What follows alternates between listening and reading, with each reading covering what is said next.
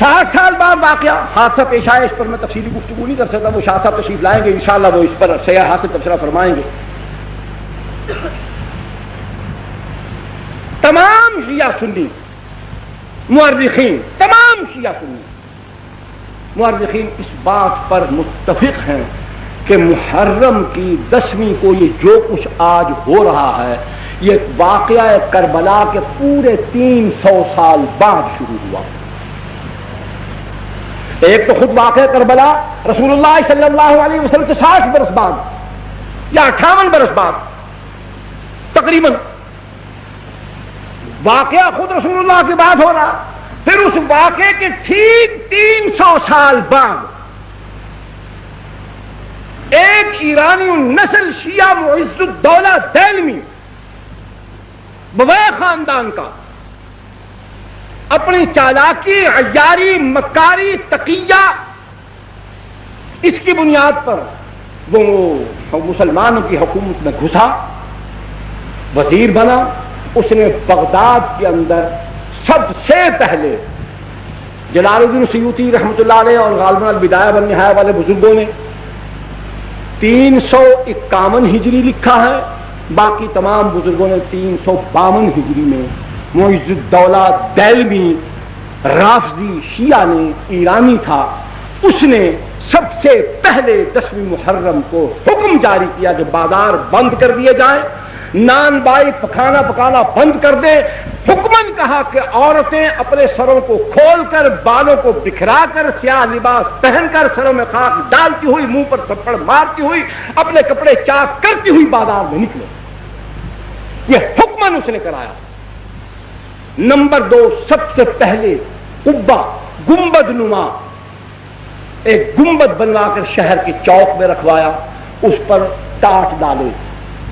وہ نمونہ بنایا سیدنا حسین رضی اللہ تعالیٰ عنہ کے مزار کا۔ یہ پہلا کام بھی اسی نے کیا۔ تیسرا، اپنے دور حکومت کے اندر بغداد کی تمام مساجد کے دروازوں پر تمام صحابہ کرام بالخصوص سیدنا معاویہ رضی اللہ تعالیٰ عنہ پر لعنت لکھی ہوتی تھی۔ یہ معز الدولہ دہلوی حرام خور خنزیر، سب سے دنیا کا کوئی مورخ یہ بات ثابت نہیں کر سکتا، قسم خدا کی کھا کر کہتا ہوں، میں غریب آدمی ہوں، نقد دینے کا دعویٰ نہیں کر سکتا، میں جھوٹا ثابت ہو جاؤں تو سر بازار مجھے 100 کوڑے مار دیں۔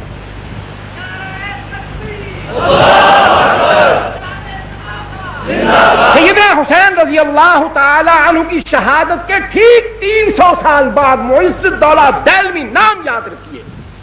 شیعہ تھا، مکاری سے وزیر اعظم بن گیا، بغداد پر قبضہ کر لیا، وہاں اس نے حکمن 10ویں محرم کو یہ کام شروع کروایا، عورتوں کو حکمن باہر بھیجا کہ سر کھولو، بال کھولو، سیاہ لباس پہنو، سینہ کوبی کرو، اپنے منہ پر تھپڑ مارو، سر میں راکھ ڈالو، نوح پانی کرو، واہ پیدا کرو۔ پھر سمجھ لو کہ یہ کیا آسان طریقہ تھا کہ جب عورتیں نوجوان ہوں، خوبصورت ہوں، سیاہ لباس ہو، بال کھلے ہوں، وہ واویلا کرتی ہوں تو تماشا ہوگا کہ نہیں ہوگا؟ دیکھنے والا کون کون شیطان کہاں کہاں سے اٹھ کر نہیں آئے گا؟ اور یہاں تو وہ کیا ہے آگے اس حالت میں، وہ یاد نہیں آ رہا، فارسی کا شعر ہے، جو بڑے بڑے عباد اور زہاد جو ہوتے ہیں ان کا وضو بھی ٹوٹ جاتا ہے، تسبیحیں ہاتھ سے چھوٹ جاتی ہیں۔ اس انداز میں اگر بازار کے اندر حسن کی فراوانی ہو اور جلوہ یار یوں حشر بدامہ ہو کر نکلے تو پھر کہاں کون ٹھہر سکتا ہے؟ بغداد کی سرزمین، بادشاہ کا حکم، اقتدار کا حکم، پھر کون نکلا ہوگا اور کس کس کو نکالا گیا ہوگا؟ کیسی کیسی ڈھونڈ ڈھونڈ کر نکالی ہوں گی، کیسے کیسے جلوے مہیا کیے گئے ہوں گے، کیسی کیسی افسرائیں نرتقیں دکھاتی ہوئی وہاں جلوہ افروز ہوئی ہوں گی۔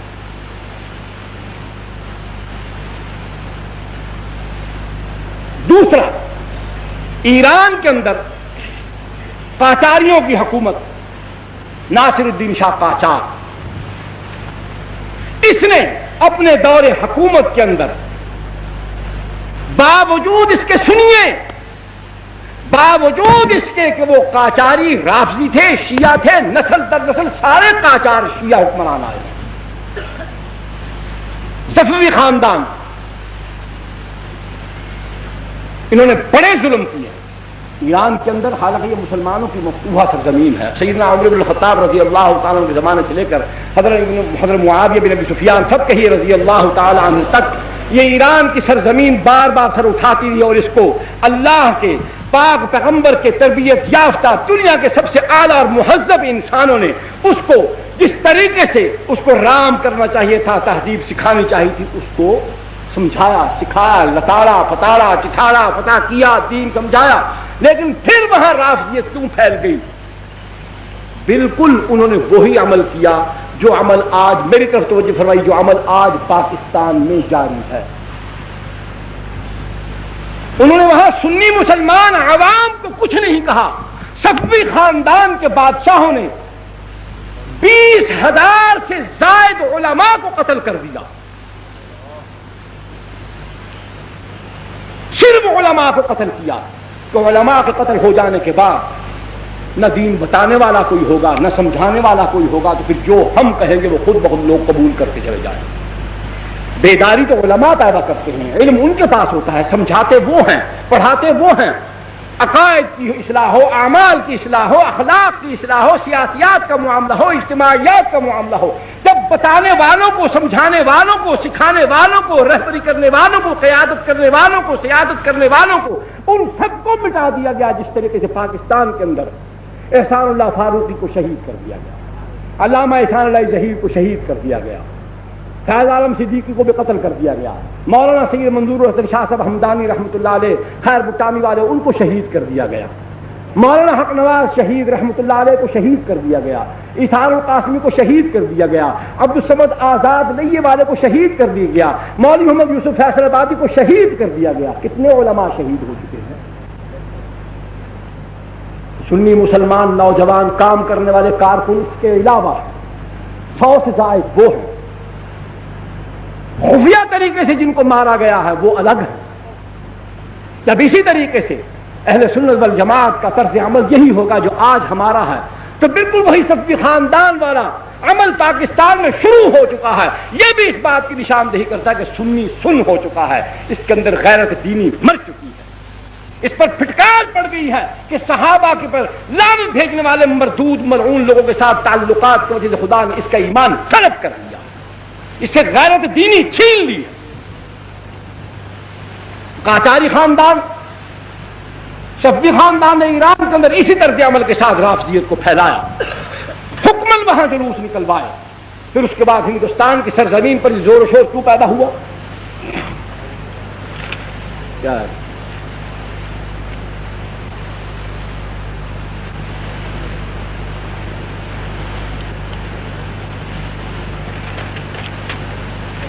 ہندوستان کے اندر بھئی آپ توجہ میری طرف رکھیں، کان اور آنکھ میری طرف رکھیں، ہاتھ جیب میں ڈالتے جائیں،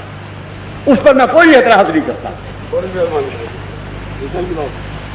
بالکل جی، بسم اللہ۔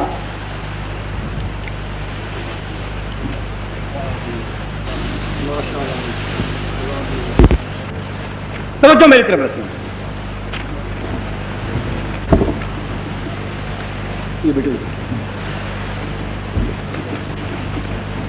ہندوستان میں اورنگزیب عالمگیر رحمت اللہ علیہ کے بعد لکھنؤ کے علاقے میں، اودھ کے علاقے میں، یہاں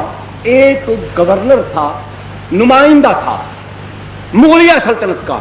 مغلیہ سلطنت کے اندر جب زوال آیا، کمزوری آئی، طوائف الملوکی پھیلی، ہر علاقے میں جہاں جہاں کو گورنر تھا وہ اپنے طور پر بادشاہ بن بیٹھا، القابات اپنے بنا لیے، اپنے علاقے کو، صوبے کو اس نے خود ایک سلطنت بنا لیا۔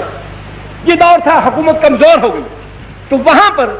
بہمنی خاندان جو تھا انہوں نے لکھنؤ، جونپور اور فیض آباد، ان علاقوں کے اندر انتہائی سختی کے ساتھ، اپنی پوری قوت کے ساتھ، پوری قہرمانی کے ساتھ وہاں پر رافضیت کو فروغ دیا، جو آدمی محرم کے دنوں میں باہر نہیں نکلتا تھا، تعزیے کے جلوس میں شریک نہیں ہوتا تھا، اس کو سزا ملتی تھی۔